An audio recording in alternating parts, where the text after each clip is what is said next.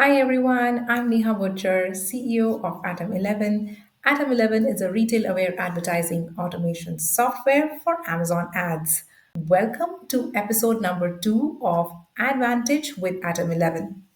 Now, before we get started with this episode, I'm not sure how many of you got the chance to view our episode number 1, which was on detailed day parting strategies to improve your ACOS as well as total sales.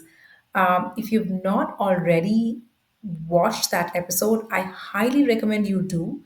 I'm going to post a link to that episode just in the comment section below so that you can find it easily. Now, let's move on to today's episode. Today, we are going to be discussing another interesting topic, which is 10 things that you cannot miss while auditing your Amazon ads. So, let's get started. Just before we start, I wanted to actually take your attention to how Amazon landscape has changed from 2017 to 2024. So I remember back then in 2017 when Amazon had just launched its ads, we didn't really have a lot, right? We had about two different campaign types. Actually, there were three different campaign types. There was HSA, headline search ads, there was sponsored products, and then there was another one which is called product display ads. There were no placements, no bidding adjustments. There were no controls or objective-based controls. There was no custom images, videos, nothing. It was very simple and easy to understand. But in 2024, if 2017 was level 1, 2024 is like level 80. You have four different campaign types. We have sponsored product, brands, display, and now we have sponsored TV. And then there are two different types of sponsored brands and displays further. So, there's just too many things. There are four different placement types, bidding adjustments, controls, you have custom images. Just a lot of it has changed within these few years. And while the cause of the problem has changed, the problem is still the same. So I remember back in 2017 or 2018, right, people used to say, hey, it's very hard to maintain ACOS because Amazon has really automated a lot of stuff and we don't have controls.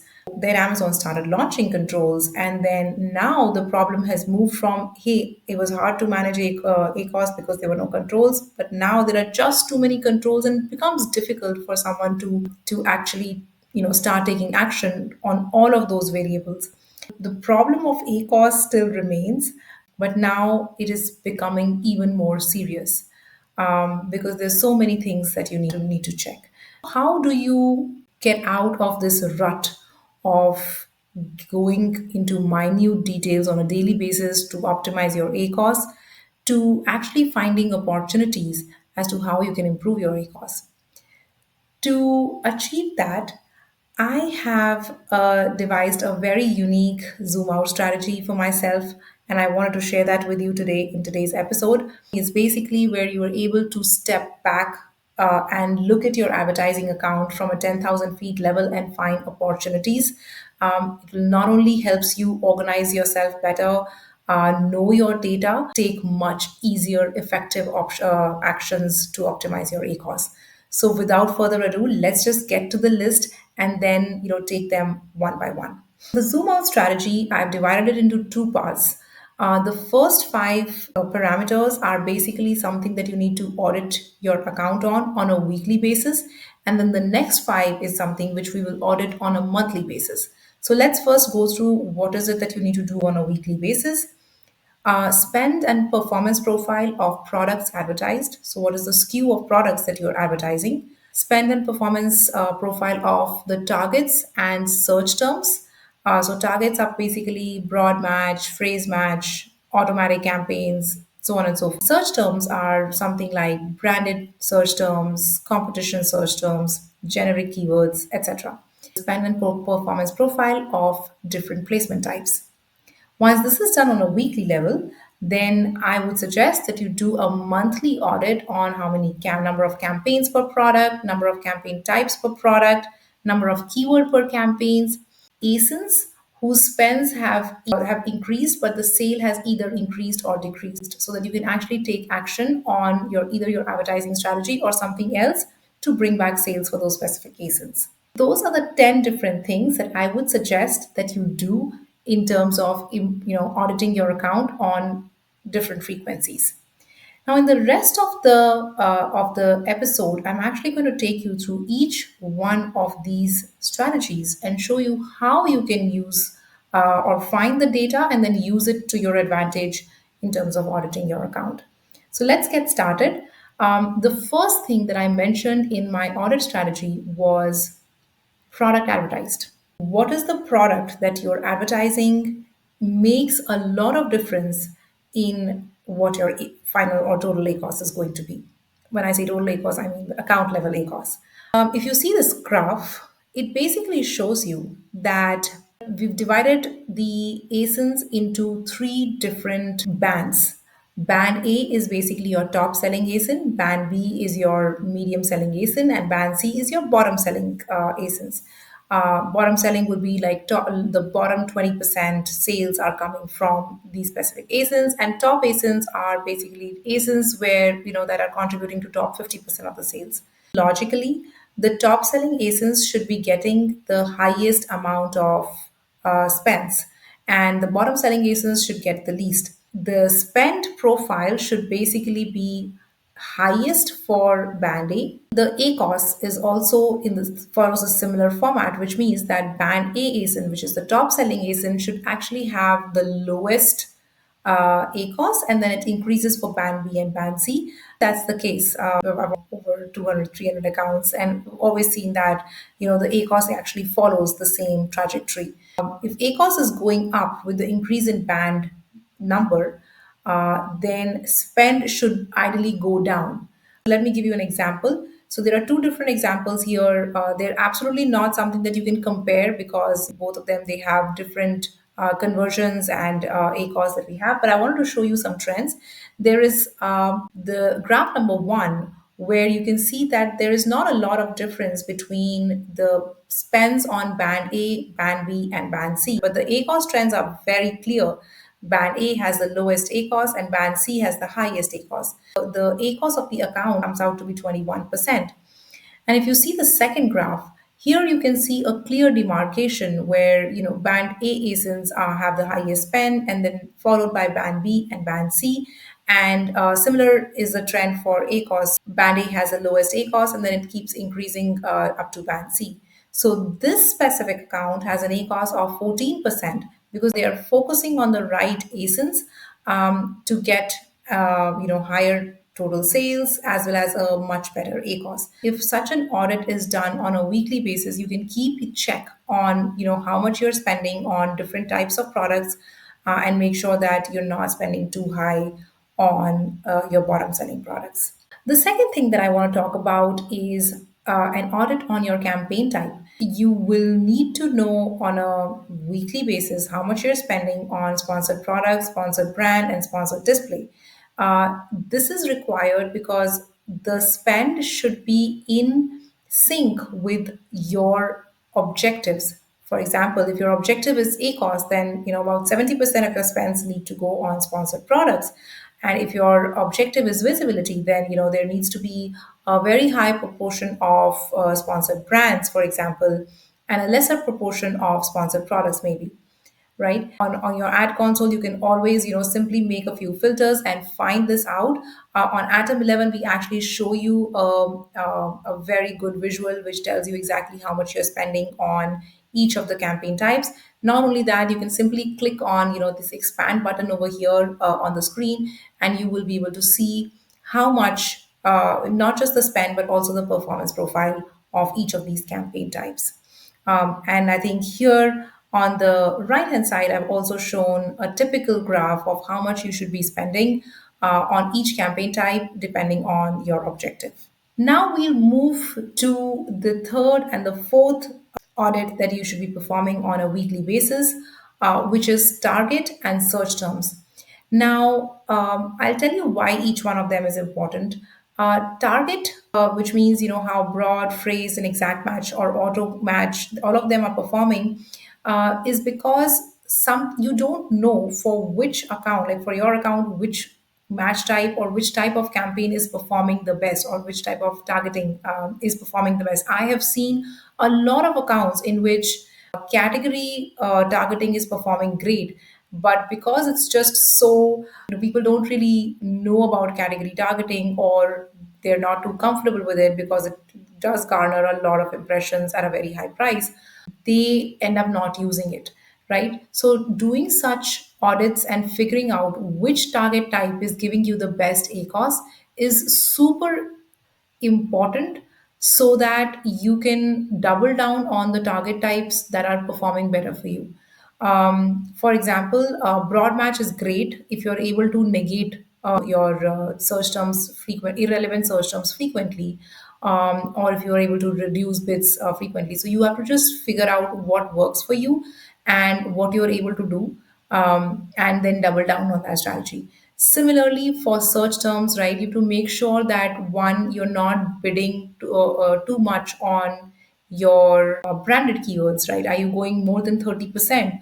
Or are you even bidding enough on competition search terms, right? So all of these things are super important to calculate on a weekly basis, so that you can keep changing your strategy and controlling not just your ACOS but also the total sales that are coming from ads. The last one is an audit that I believe a lot of people, it's underrated basically, right? So this is an audit on your placement type. Go to your bulk sheets on sponsored products, create a pivot on different types of placement types, and figure out what is your spend, sales, and ACOS, as well as percentage spends.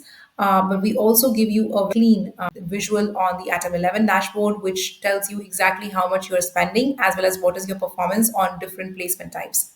With this, you can find opportunities on whether your top search is performing well, and if you need to increase your percentage bid adjustments on which of the different placement types. Now that we have gone through all the important audits that we need to do on a weekly basis, we can now discuss monthly audits that we need to do on our Amazon account. Monthly audits are basically something which will just help you ensure that your ad account is, the sanity checks or the hygiene checks that you need to do. For example, you should not go above, let's say, 60 keywords in an average campaign. If for a good performing campaign, you should not go above 20 keywords, for example, because you want literally all the keywords to get an equal attention. Those kind of sanity checks, they are important, but not at a higher frequency. Over the course of a month, you end up adding a lot of campaigns for different products, which could be redundant. Or over the course of a month, you may end up adding a lot of keywords to a campaign using keyword harvesting automations. So that kind of increases the number of keywords per campaign. So it's important that you keep track of all of these things on a monthly basis. So let me take you through, the first two the audits that I talked about in my list, which is campaigns per product and campaign types per product. Now, before I tell you how to audit this, let me first tell you what is the thumb rule for campaigns per product. So, if I divide my whole product spectrum into multiple parts, and I only talk about the limits, which is the highest limit, which is top selling ASINs, and the lowest limit, which is the bottom selling ASINs. The thumb rule is that for top selling ASINs, you need all campaign types, you need visibility across the customer journey, which is what SP, SB, SD they actually do, right? So you need all campaign types, and you need more than 6 campaigns per product, because here you want, every single keyword to get as many impressions as you can. For bottom selling ASINs, SP only preferably. If I were you, I would just create catch all campaigns for those bottom selling ASINs. And one campaign per product is more than enough for such ASINs. To get information around this is basically the product tab on advertising console, where you can actually see how many campaigns you have for every single ASIN. This could be slightly difficult because they don't actually tell you the number of campaigns which are there for every ASIN, and you basically will have to open every single tab to figure that out. On the Atom 11 dashboard, we actually make it super easy. One, because you will be able to see what is the number of campaigns and ad groups for every single ASIN. We actually bring in the sponsored brands also within this, so you will know the exact number of campaigns for every ASIN and not just the SD and SP. This helps you be cognizant of the fact as to how many different campaigns are there for every single product, and then you can switch off campaigns which you believe are either not doing well or you are just kind of over indexing for that specific ASIN. All right. The next thing is basically number of keywords per campaigns. It's just like total keywords by total campaigns. So this number should not cross 35 to 40. It should be lower for high performing ASINs as well as high performing campaigns, and then it can go slightly higher for the low performing ASINs as well as campaigns. But I think more importantly, what you need to make sure is that once you have this number, how are you taking action in your removing those keywords from campaigns which have stuffed keywords of like hundreds or 200 keywords in one campaign, and then actually creating new campaigns for it. So that could be a monthly activity that actually comes out of this specific audit. All right. So, in the end, I think the last thing that I want to show you is something that we do. We've suggested a few brands do, and this has really helped them, improve their sales fluctuations. This is something which is where you're looking at ASIN total sales and spend differential. So you get these two buckets where you see which are the ASINs for which you increased spends and the sales also increased, and which are the ASINs for which you increased spends but the sales reduced. Now, the important part here is that you don't just look at ad metrics, you also add, stocks and pricing metrics so that you know that, whatever the total sales increase that actually happened because of advertising and not because of anything else. Right, so this is a simple filter that you can add to your campaigns and your business reports and get this report. On Atom 11, we actually give this report to you in one single dashboard without really downloading too many reports. So that's it. Those are the 10 different things that you can do to audit your Amazon account on either a weekly basis as well as on a monthly basis. One is spend and performance profile on the products advertised, spend and performance profile on campaign types, on target types, search terms, and placements. On a monthly level, you should look at how many campaigns are there per product, how many campaign types are there per product, number of keywords per campaign, and ASINs whose spends have increased and total sales have increased, as well as ASINs whose spends have increased but total sales have decreased. So I hope that all of these 10 things that we've mentioned here, they help you and you are able to audit your account much better. Just after this podcast, I'm going to drop a very detailed link of how to do these audits if on either the ad console as well as on the Atom 11 dashboard. So you can choose which method works best for you and then do your audits. But I think whichever way you use, audits are a must. Perfect. So that's it from me. Next week, Friday, we are going to be back with episode number 3, and we have a very, very interesting topic planned for you for next week, too. So stay tuned, and we're going to meet you next week. I'm open to any questions that you would put in the comment section, and yeah, let's answer your questions.